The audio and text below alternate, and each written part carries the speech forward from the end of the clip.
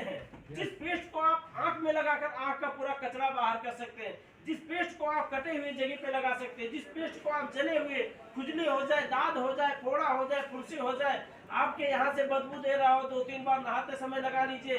रूसी डेंड्रफ आपके सर में हो, बॉडी मसाज टूथपेस्ट उसके मसाज ऑयल के साथ, शैम्पू के साथ मिलाकर 2-3 बार लगा दीजिए, रूसी जिंदगी भर के लिए गायब हो जाएगा।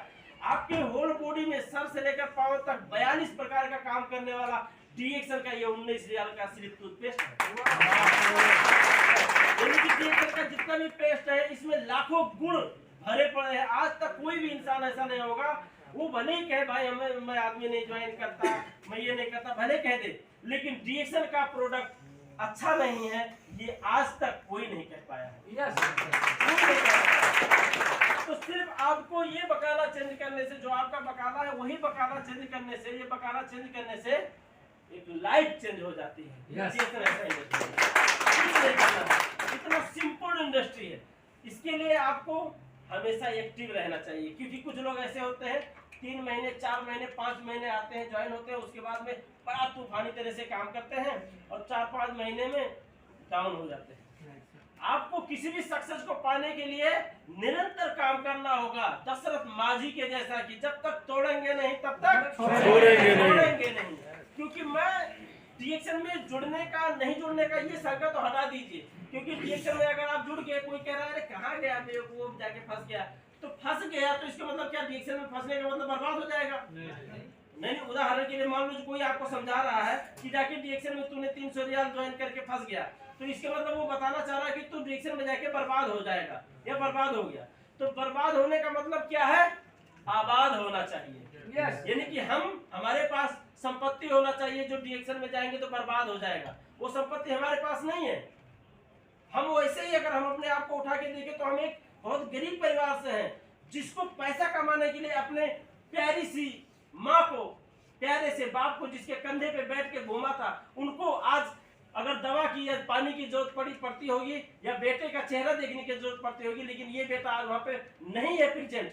एक छोटे से नन्हे मुन्ने बच्चे जिसको मैंने जन्माया है, उसको देखते हैं, मोबाइल में देखते हैं तो हंसता है, उसकी मम्मी हंसाती है, वो यहीं से देख देख के रह जाते हैं, लेकिन 2 साल तक उसका चेहरा देखने का नसीब नहीं है। कुछ पैसा कमाने के लिए तो क्या हम सक्सेसफुल हैं? नहीं, हम सक्सेसफुल नहीं है। हमें सिर्फ एक टारगेट होना चाहिए, किसी भी कीमत पे हमें सक्सेसफुल बनना ही बनना है। ये कभी नहीं सोचना चाहिए कि मैं गरीब हूँ, मैं विदेश में हूँ। नहीं, आपको हर हालत में अपने दिमाग में ये चीज रखना चाहिए कि मुझे किसी भी कीमत पे धनी बनना है, करोड़पति बनना है, पैसा वाला बनना है, एक सक्सेसफुल इंसान बनना है। बात खत्म।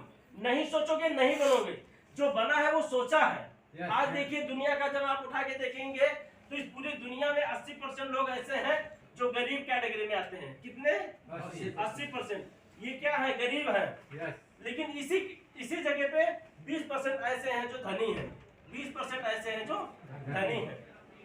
अब ये जो गरीब है ये कौन है? हम हैं।